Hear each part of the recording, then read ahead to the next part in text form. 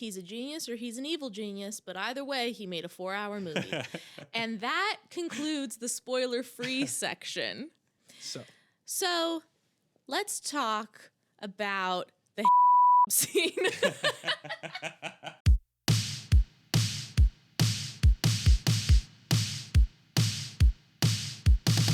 Welcome back to the Beam Fast Forward podcast. My name is Charlie J. Sanchez. My name is Kat Solko. I have seen a lot of movies. And I have not. We are here for an incredibly special episode of The Brutalist. The Brutalist. The Brutalist. The Brutal Boys we are today. The fans of The Brutalist are called the Brutal Boys. That's right. There's two members of the fan club right now.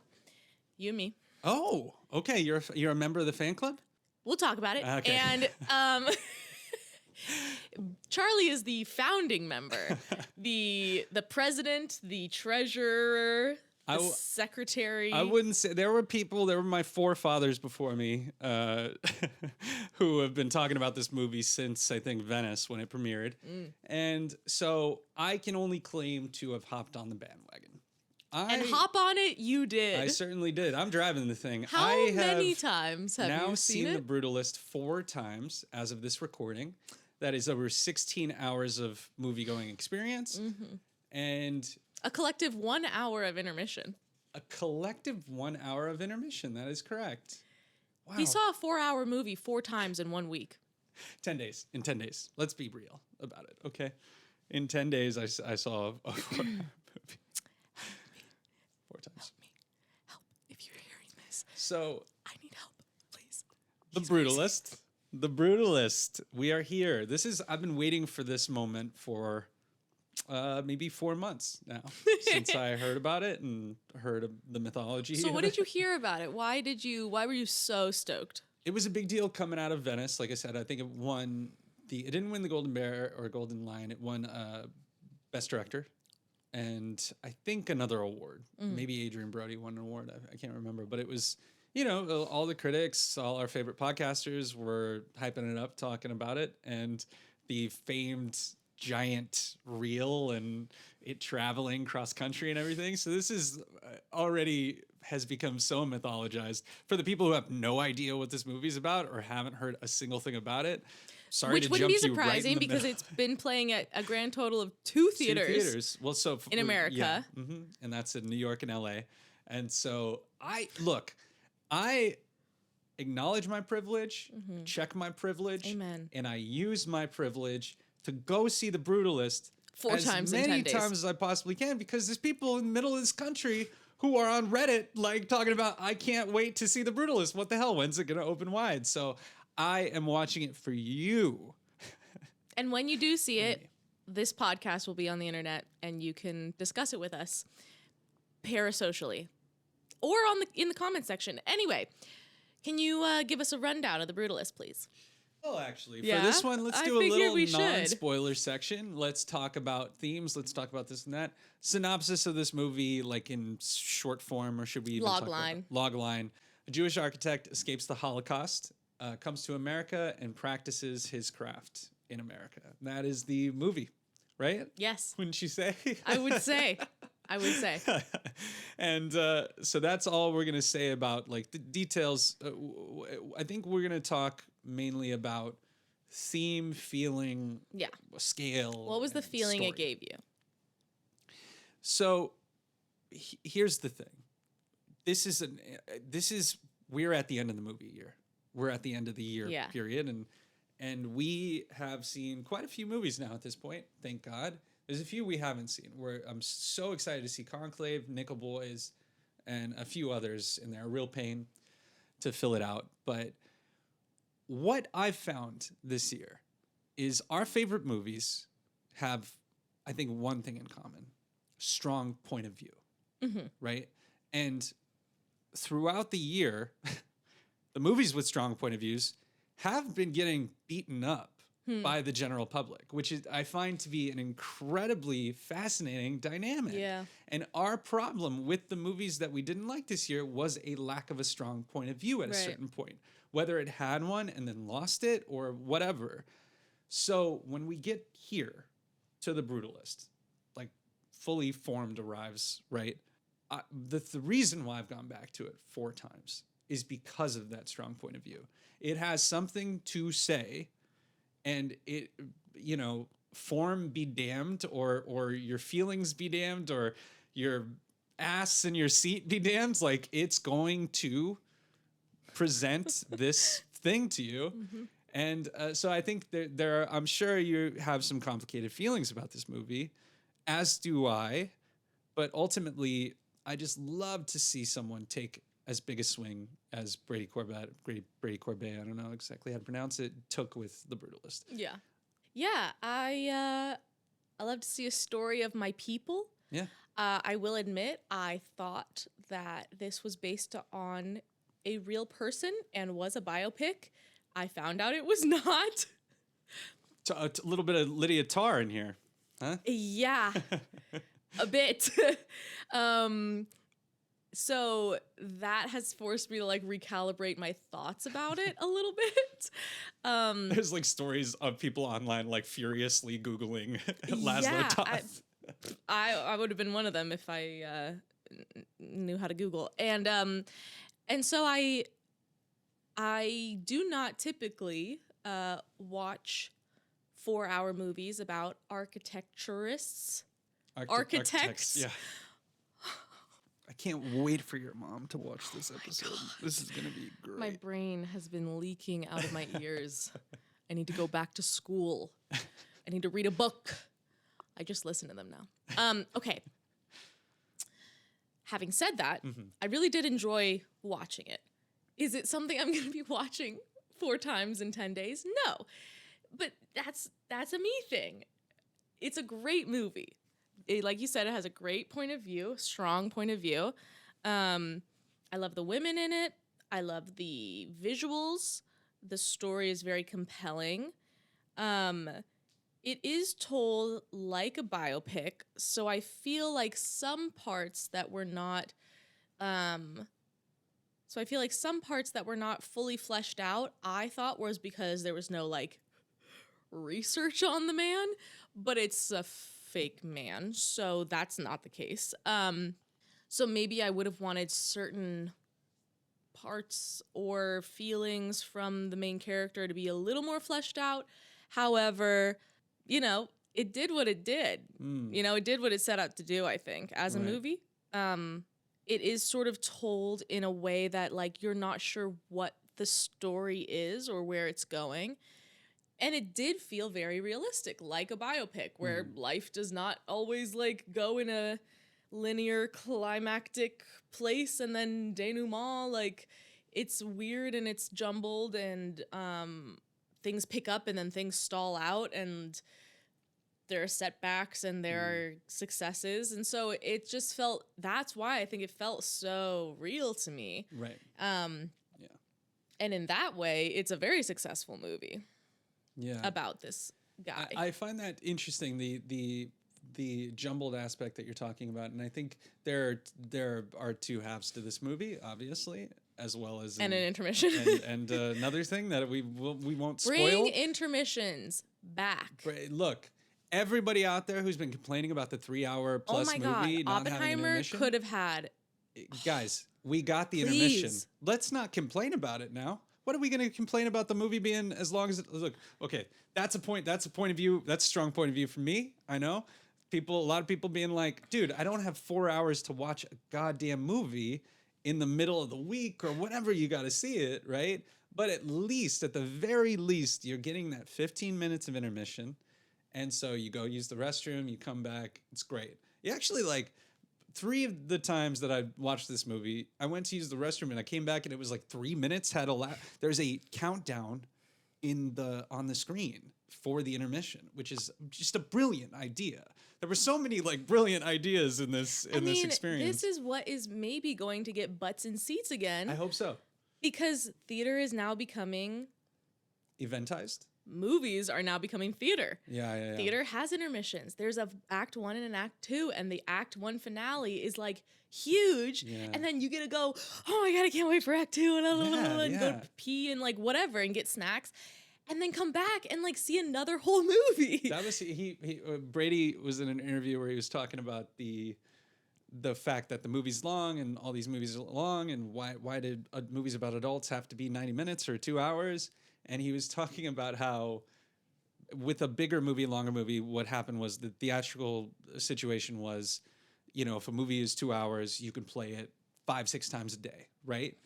But if a movie is 3-4 hours, you can only play it 3 to 4 times a day.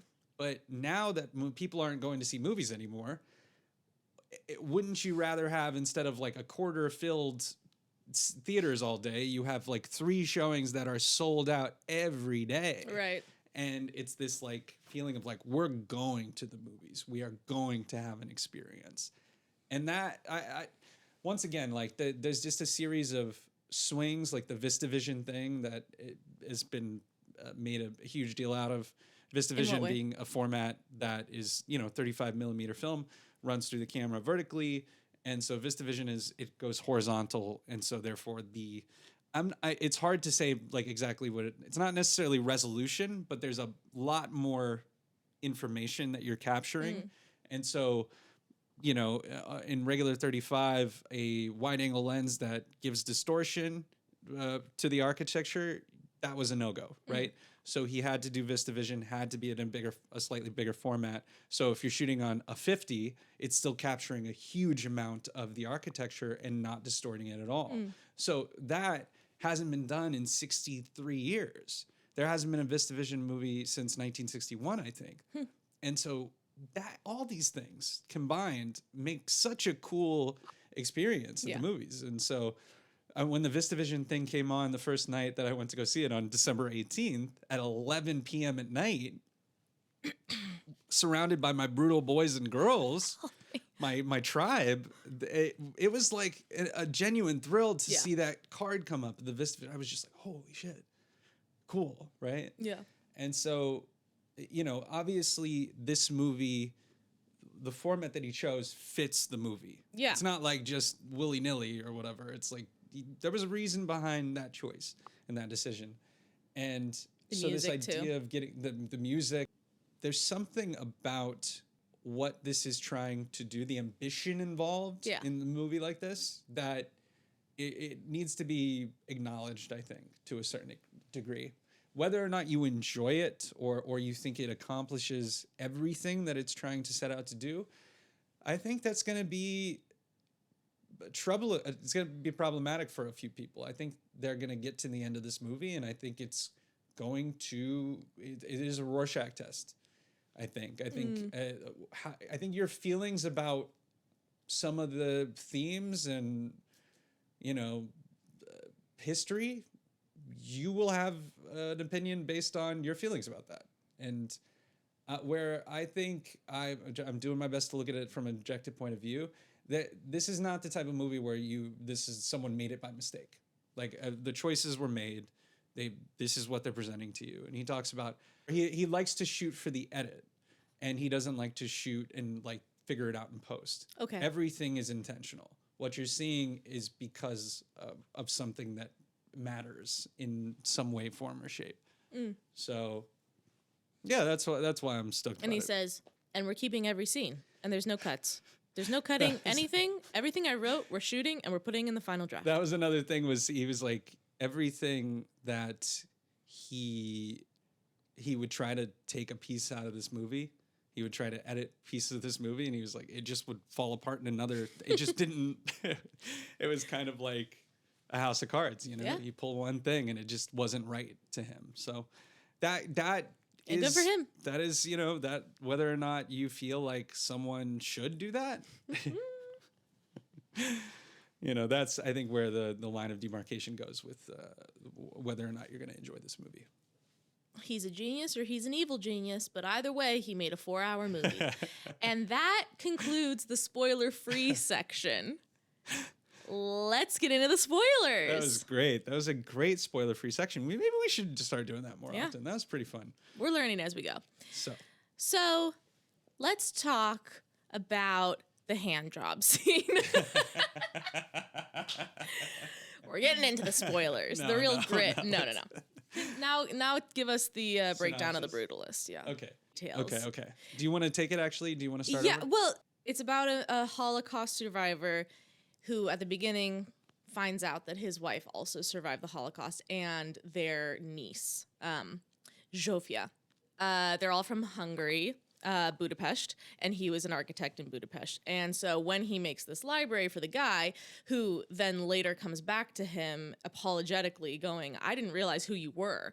You were an amazing brutalist architect, oh God. And I want to hire you. My mother died, and I want to build her a building in her honor, in her memory, that should have everything. It should have a gymnasium. It should have a swimming pool. It should have a community center. Not a swimming pool, because he doesn't swim.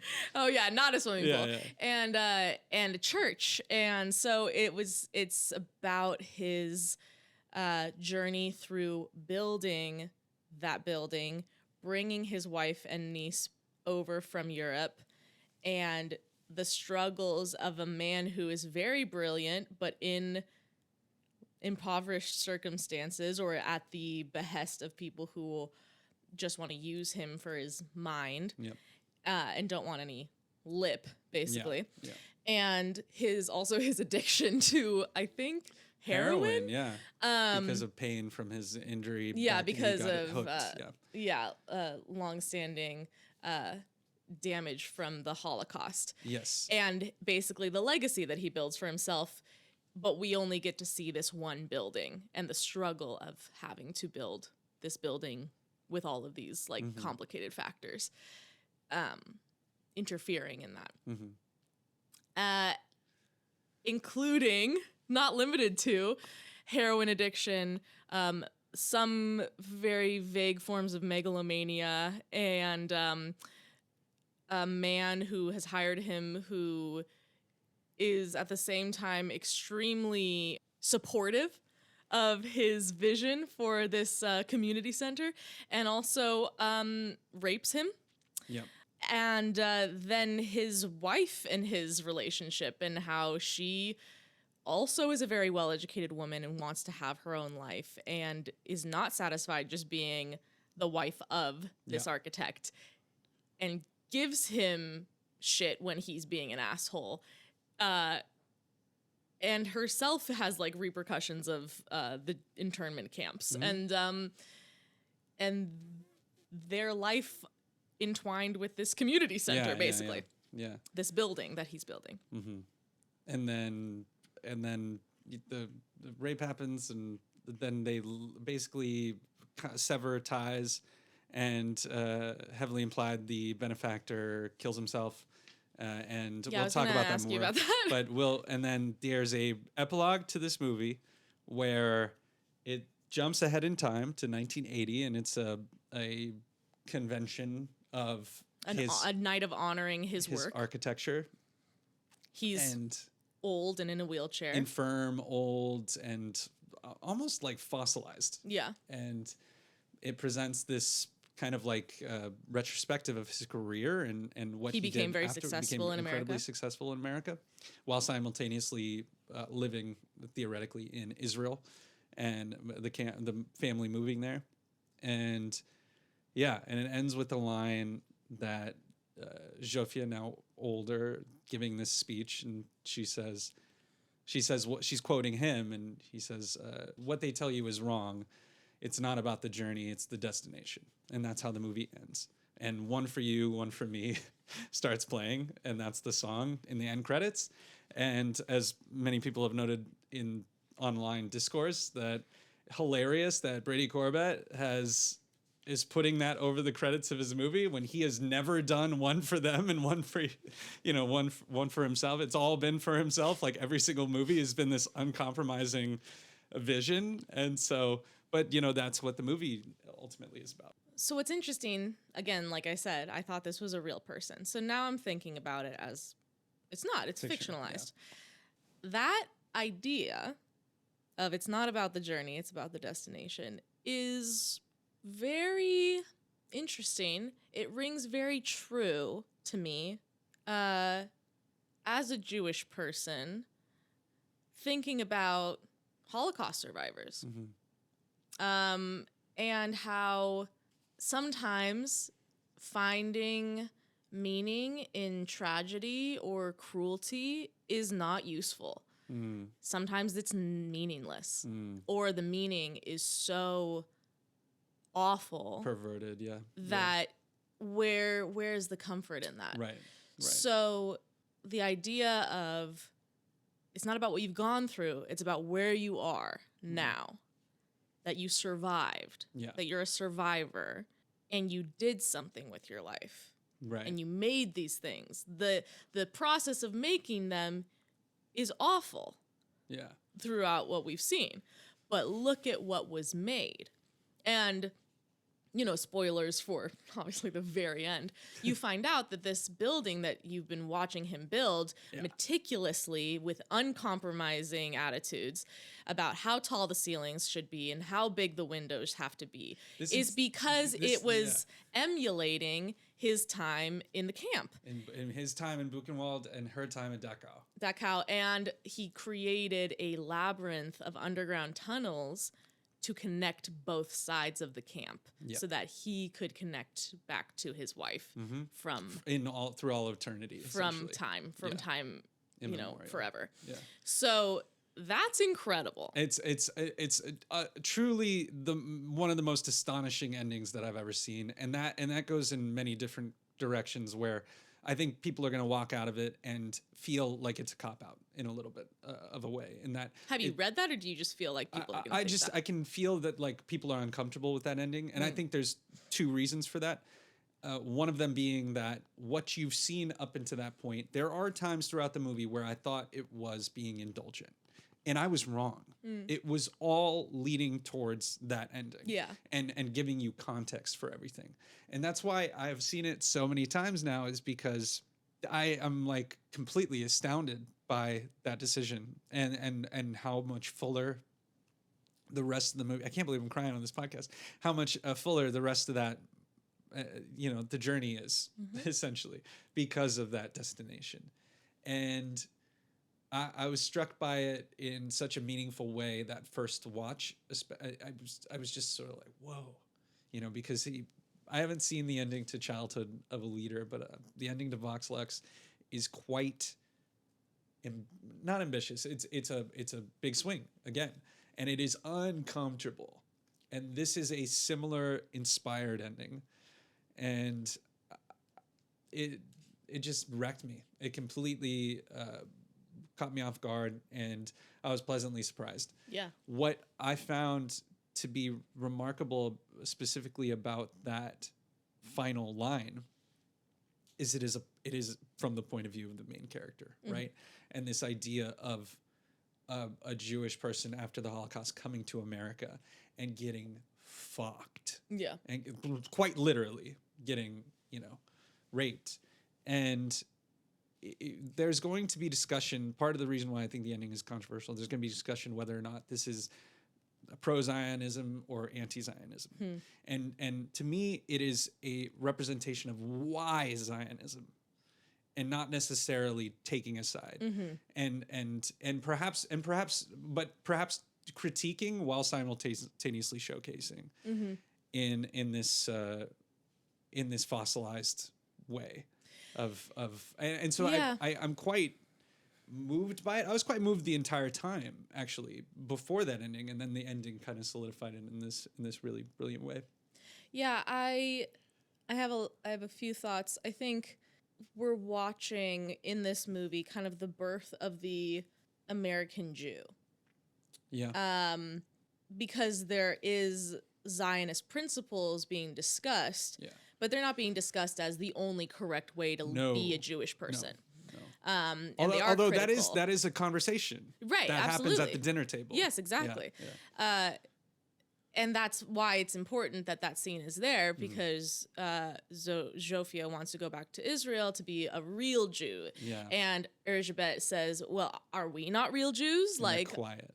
And they're like, "Oh," and she's like, "Maybe I was never one," because she converted back in Budapest. I think there's also a great conversation I hope people will have when they see this movie. I've always been fascinated about the right way to process something like the Holocaust. because I've watched a lot of documentaries, obviously, and seen a lot of different ways people chose to process what happened. Some people decided to forget about it. Some people decided to forgive Nazis. Some people decided that they would never forgive Nazis. Like, all of them are correct, because you can't really tell a person how to process what they went through. Right.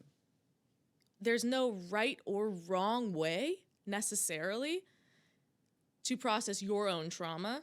And if that happens to be forgiving the Nazis that tortured you, more power to you. Right. And if it's not, that's okay too. And this is another way of someone processing what happened to them, you know? Yeah. Because you don't ever get a flashback to the camps. You don't ever get a flashback, ever. So much so that the first time watching it, I found myself getting pretty angry with him when he gives her the heroin. Right. Because first of all, this is another part of it is just like, why didn't you make sure that she had the medicine she needed, whatever. But also like giving her the heroin. I was pretty upset at him. And then at the ending, I went just like, oh man, how could I be upset about any of this? Like, how can I be upset that he got addicted to heroin in the first part? How could I be upset about, you know? And so it is an interesting what it does to you, what it makes you feel in some of those moments. Yeah. And I think just even triggering the conversation is great. I agree. It's something that I've never seen. Yeah. I've never seen this portrayed, this specific idea of a person. Yeah, this specific idea of a person who comes here after the Holocaust. And what does that look like? And how do people treat you? And how does the Catholic wife of your cousin treat you? And how do you consequently treat other people? Mm-hmm. Yeah. There's a great character, a black man who he meets at the homeless or halfway house. And in the food... the food line. The bread line. Who's with him for 90% of the film as his assistant, as his like second in command of this like architecture project, who he tosses off in his like lowest moment because he can't control himself or his like egomania essentially at the worst part of the project. Or the worst part of the project. And I can't remember if that's pre or post rape. Okay, it is. So he's dealing with all of that, and then he intentionally like shirks off his best friend, who's also a persecuted person.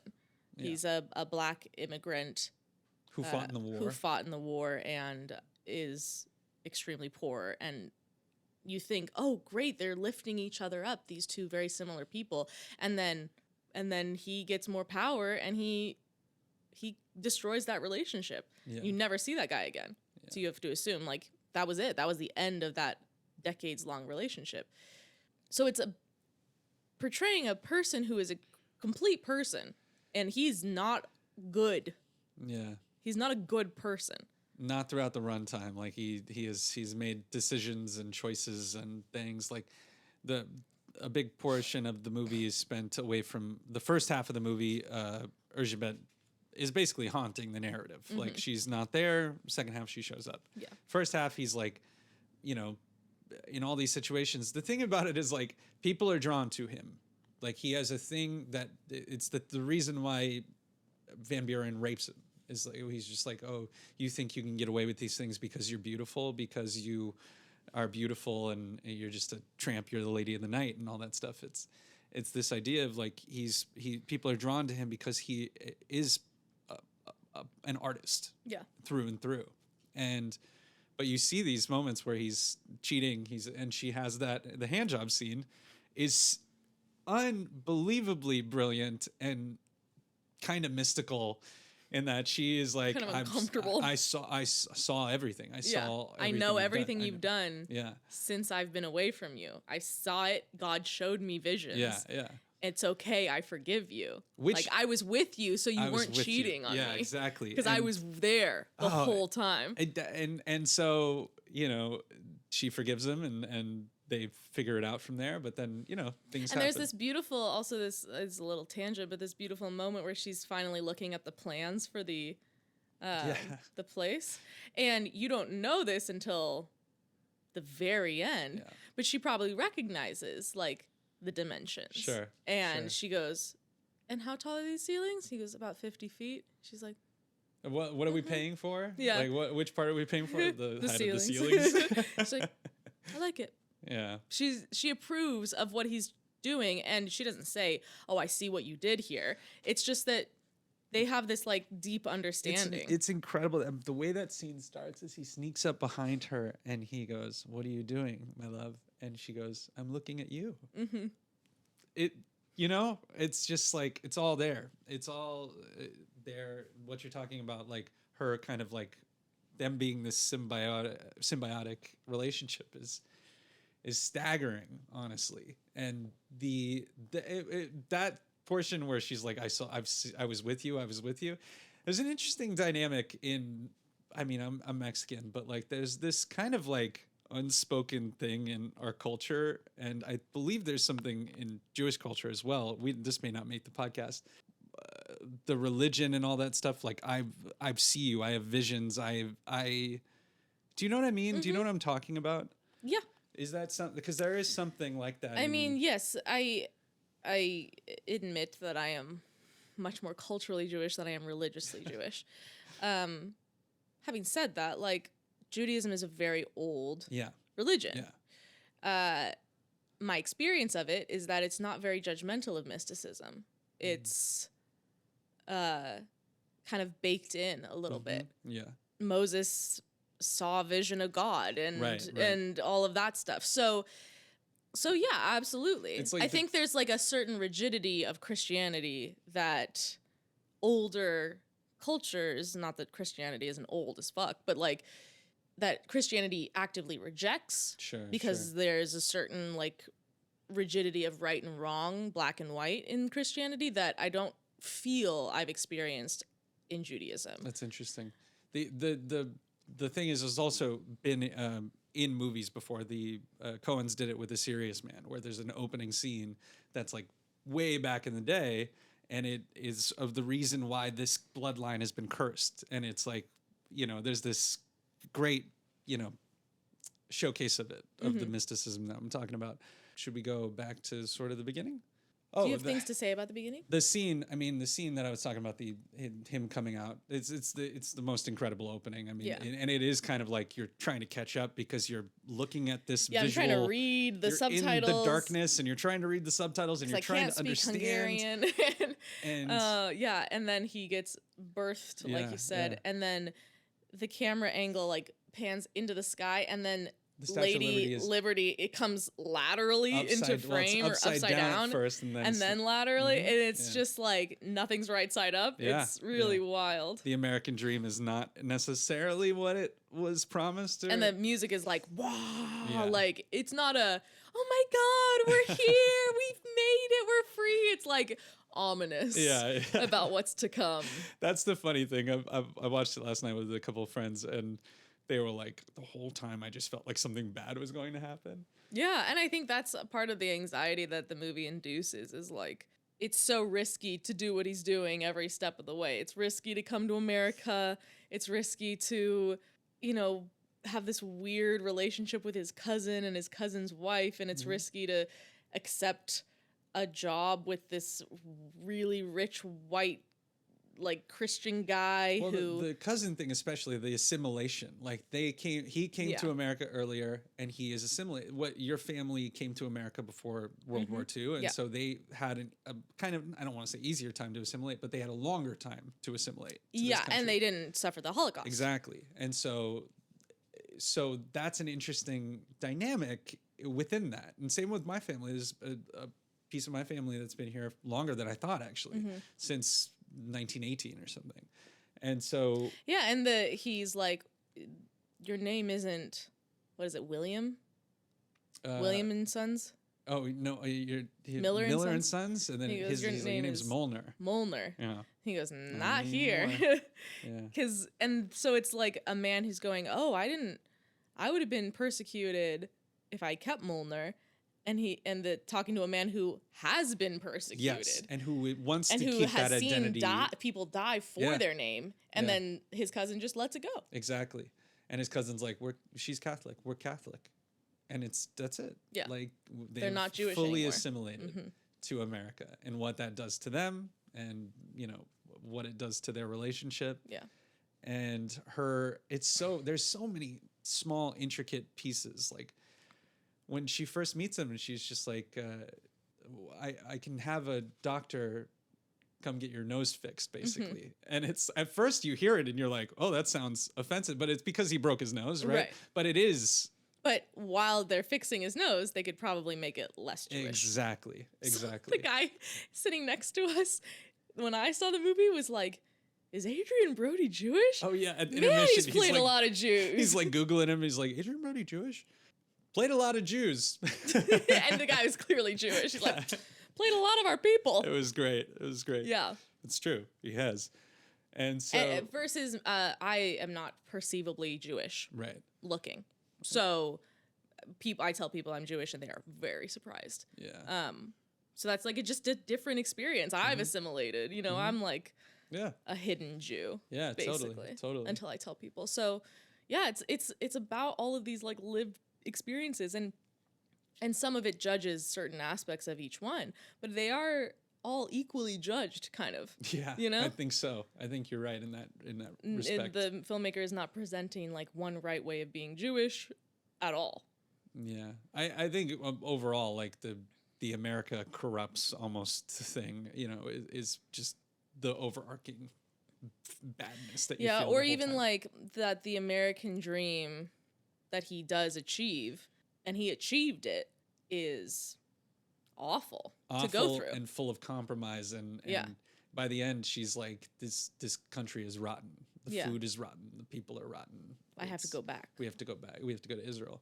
And so it's fascinating. The Van Buren character enters, and it's what a character. Guy Pearce.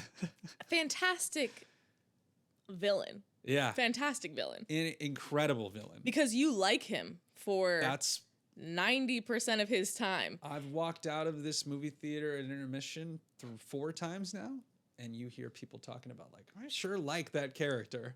And I'm like, whoa. And the rape does, to me, felt it came out of nowhere. You know that there's a certain seedy, evil, bubbling thing that he explains in that great monologue where he's talking about his grandparents that disowned him. I think my second favorite or third favorite scene in this movie. Yeah. Yes. And Van Buren's like, they wanted money because I was successful and I wrote them a check, but I forgot to sign it. And I made them beg. Well, she's like, I didn't forget. I didn't forget to sign it. I thought their reaction was insulting. And so their reaction was beneath them. So I cut them a check for $500 and I threw it at them. Whatever. Yeah. And he's like, all the things I did for my mother. That's how it was.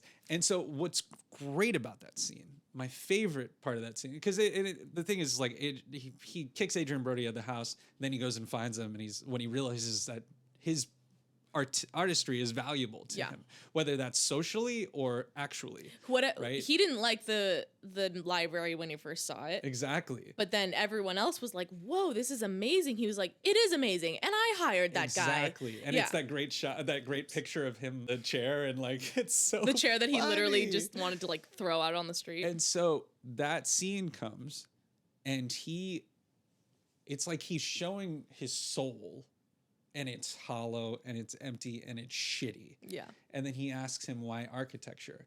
And the thing is, I think there are some people who are going to watch that scene and be like, oh, it's overwritten. Because it is. It's this beautiful piece of... It's an old school monologue. Yes. Yeah. And so, but however, it's like he opens his soul, and it is this beautiful, reaching for the sky or something. It's soaring. It's this incredible distillation of why he does what he does and what it means to him.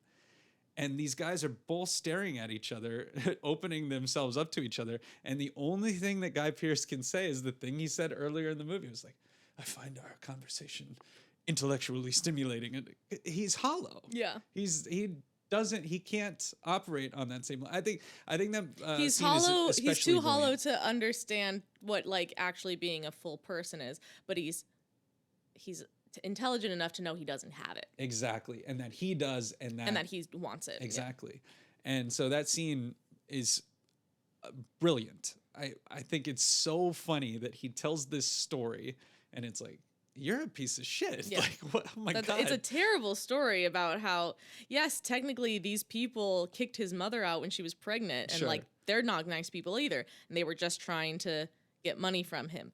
But then he just like doesn't give them the money in the worst, cruelest way possible, where they were sniveling and sobbing, and like you could tell that this money was like going to save their lives, and I wasn't going to give it to them. Exactly.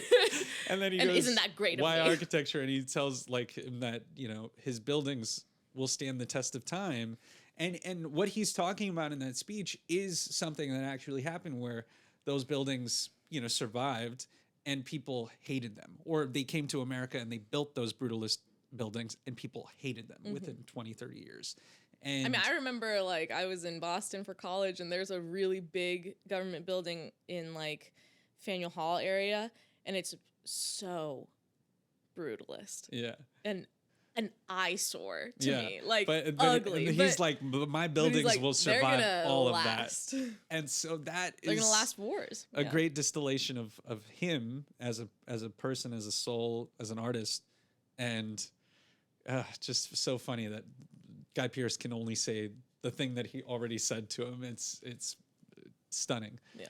And then we go into the commission, basically, and this is how you do montage, by the way. This is so brilliantly done. Not calling anyone else out, but the montages in this very long movie were great. That's all I'll say. What movie could you be talking about? I don't know. Maybe an entire montage of a movie made up of montage. Anyway, moving on. He commissions him because he's like, maybe perhaps my mother's soul will rest here one day, right? Meanwhile, well, at the end, when he disappears after being confronted about the rape, it heavily implied that he commits suicide. You don't see it. Brady talks about like cutting away when you know something has happened. Like the audience knows, so why show it to them, sort of thing. But that doubled back on that, his soul being trapped in this construct, this like concentration camp, basically. Yeah. And that I found that to be incredibly I didn't effective. know what it was doing while I was watching it, but then when it just cuts away, like they never find him, the sun rises, and like they're still searching for him in this labyrinth of a building that they assume he went into. Like you don't see him ever again. The amazing confrontation scene before that, where Erzsébet is walking, finally she has osteoporosis from starvation, and she gets her strength up to walk to confront her husband's rapist in front of everyone, his kids, their business associates, everyone, his social circle. She is hauled by her fucking neck out of the room, off her feet, by the son, who's been a slimy piece of shit the whole time. And then the camera goes back. He like is looking to smooth the social, you know, niceties or whatever. And the dad's gone. And he like freaks. Yeah. So that's the last time you see him, is like in the background of this very violent thing. And then it's implied that he killed himself. To me, that's my reading of it. Like he has committed suicide, and you don't see it because he just disappears from the narrative. Disappears from the narrative. Yeah, it's like and it does feel like the building that they're walking through trying to find him is like a grave. Yeah, it's a mausoleum. Yeah, and so I found that to be, I was blown away by that. That scene is kind of like it completely shocking to you because the confrontation I was not expecting, one, and then the reaction I wasn't expecting, and then seeing Joe Alwyn, seeing him looking for the dad and being reduced to this like scared little, it was another metaphor for, you know, this type of American structure and family, and he's the Nepo baby. And it does it without even nothing without his daddy. It doesn't comment. It's just performance. It's pure performance and storytelling through the image. And I love that scene. It's bonkers. It's a crazy. It's like everything that happens after. And then it's the first time that the audience is getting to see the like 70% completed building. Yeah, true. Yes. You get to see every like angle of it. Yeah, because they're searching through it. So you get to see the basement, you get to see the rooms, you get to see the doors, you get to see like it's basically it's a showcase of what they've been building this whole movie. That's true, very true. Yeah. The like implied rape of Zsofia. Yeah. Yes. That is never shown, and she never talks about. Well, she's mute for 90% of the movie, so.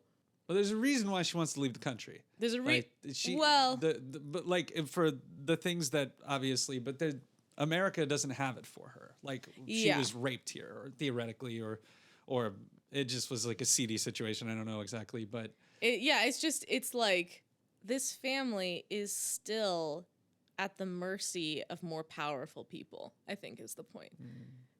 Versus being the ones who have their power. Making their destiny. Theoretically in Israel, where they are welcomed as Jewish people. But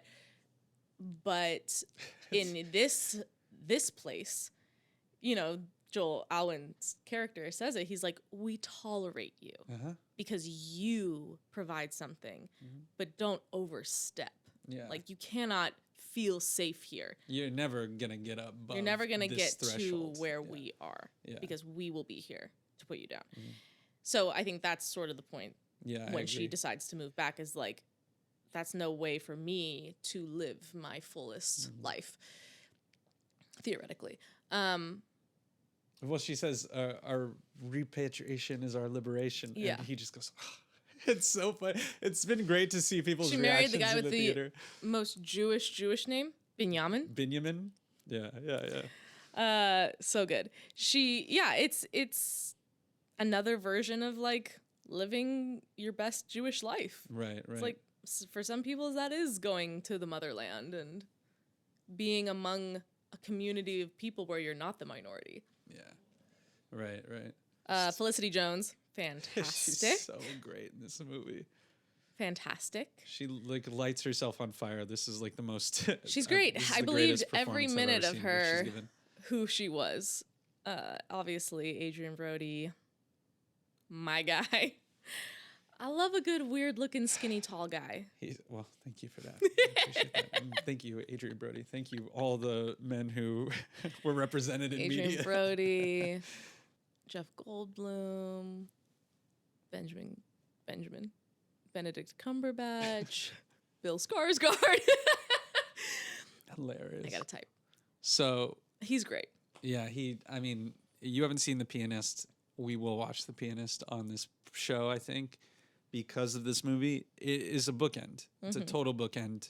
It's an equally staggering performance, staggeringly great performance, given at when he was 29 and won the Best Actor, youngest man to ever win Best Actor. Really? Apparently, that's actually really shocking to me too. You would think there would be a younger performance. Because there's like young girls who won Best Actress, right? Like 6, or maybe they're Best Supporting Actress, or I don't know. I do think it is. There's definitely been young women nominated for Best Actress as young as like 5, right? But yeah.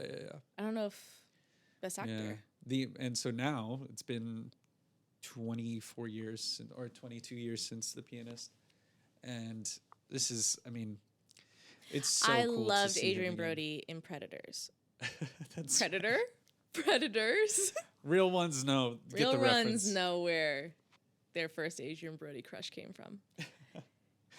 Yeah, the Guy Pearce. Guy Pearce was fantastic. He should be nominated. Oh, he will get nominated. Okay. You know what? Felicity Jones should be nominated. There's been a lot of talk about Joe Alwyn, and I'm defending him. I'm here to defend you, Joe. What was the talk about? That his mannered acting, it was incredibly appropriate. Like he's playing. Were people saying it wasn't appropriate? Like that it's a little over the top or something. I thought he was. He's an over the top guy. But like for him to give that performance, I've never seen him do that. I've never seen him kind of like. The movie takes place over a long period of time, and he's a big part of it. Yeah, and he does a great job with that character. Yeah. He's a slimy little slime ball. He does a great job doing that. And it's, I don't think, overdone at all. But it's like, if your dad is Guy Pearce, then that you makes were sense. raised to think that you shit gold. Yeah. You're gonna act like that. Stacey Martin, the sister, also incredible. Maybe given less to do, obviously, but she's so good. There's a scene. She's in Childhood of a Leader. I haven't seen her in very much else. She's French, and I really love that scene where he's giving the presentation of the model, and she's like, "It's beautiful, Mr. Toth." Like it's, and then she's the one. She's who's the helping. audience insert. Yeah, true. I mean, somewhat of an audience insert. She's the one who reacts when he hauls Felicity Jones on her ass. She's like, "What are you doing? Yeah. This is an old, frail woman. You can't body her like that." Yeah. Like, especially back in the day when it was so uncouth to put hands publicly on anyone. Sure.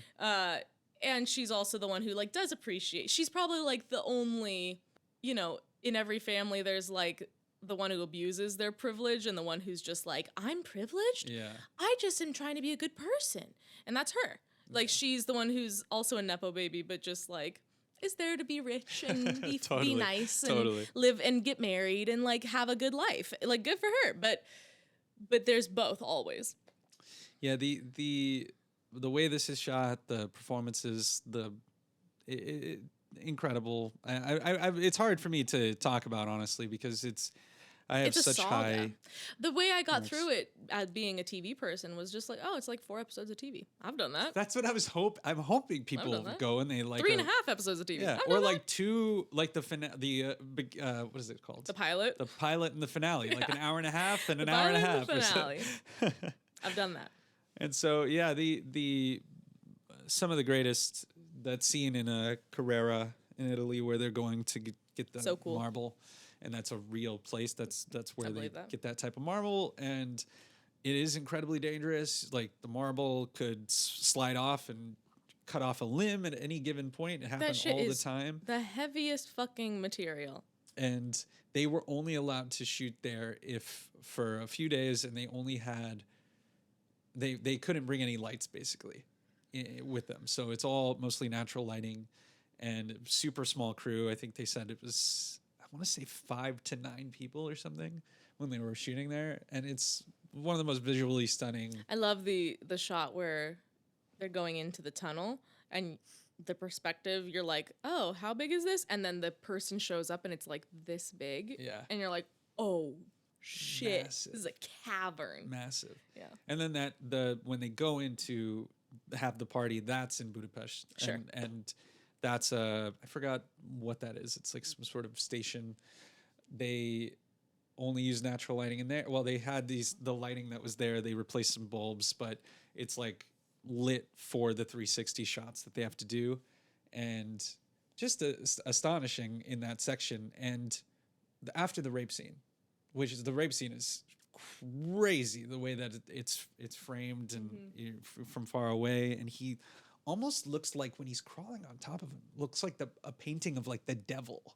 And it's I people in the theater, and myself included, when it first starts, I'm like, is something going to happen here? And then it starts happening, and people were shocked every time that's happened. It's just like, yeah, what, huh? And the subtext becomes the actual text where Capital rapes the artist, and that's the entirety of the movie, is these series of rapes taking place against this person who is uncompromising because of his vision and has to make these compromises. And then afterwards, he's like, oh, you hopefully your stomach can tolerate airplanes. And it's all shaky and it's all fucked up. And it follows it, and then it kind of like comes back and it's all shaky. And then it ends on this piece of marble carved out of the side of the mountain. And it stops, and it's completely normal. And it's this piece taken from him. It's such a incredible moment, like that they found that, or they conceived of it. I'm not sure. That was brilliant. I thought that was. And then again, it's not spoken of until after the wife heroin overdose scene, where she goes, "Do you remember what you told me last night?" And he was like, "No." She's like, "It's okay. It's okay. You shouldn't have any shame." Yeah, like she's making him feel better. Yeah. That's the only thing you get before she goes to confront him. And it's just this beautiful, like, you don't have to see it. You don't have to see the, like, weird, assumingly very, like, gray consent, sexual encounter between Zsofia and the son. Yep. You don't have to see any of this. You did have to see the rape, because then you know what happened. But the other stuff isn't gratuitously shown. You don't have to see Dachau or Buchenwald. So you just get the implied residual effects. Yeah. The trauma and the feelings and the, like, after effects, which is, like, the confrontation and the... Well, what's great about that is that it's because no one else has that context. Like, no one else around him can understand what he went through. Yeah. So you as the audience, for the majority of the movie, you can't understand what they went through. No, you really don't understand, like... It's similar to real life, where you can see someone and then learn that they've gone through something so horribly traumatic, and then you're like, you seem normal, like you seem like you've never experienced something like that. How can you wrap your brain around, like, a person's ability to either, like, compartmentalize or to, like, heal themselves, whatever it might be? Or, how much do you forgive someone who's being awful, like he is in some of the movie, because of what he went through? Right. How much do you excuse? Yeah. First of all, there's so many great things in this movie. The Jim Simpson other architect coming in and trying to tell him what to do, there are metaphors for filmmaking all over this movie, but I think it's so... The biggest laugh in the theater last night was everything that is ugly, stupid, and most importantly ugly is your fault. It's your fault. The biggest laugh in the audience last night, and that's one of my faves. It's also funny that that's coming from a brutalist who arguably makes very ugly buildings to a lot of people, but to him it's like the most beautiful, like, form of architecture. Yeah. It's funny. The scene right before the train derailment, it shows him doing I think it's called the vidui or something. It's like a prayer, and it's we are guilty, we have betrayed, we have stolen, and it's this, like, kind of chant that's happening, and then the train scene happens, the derailment, and everything goes to shit.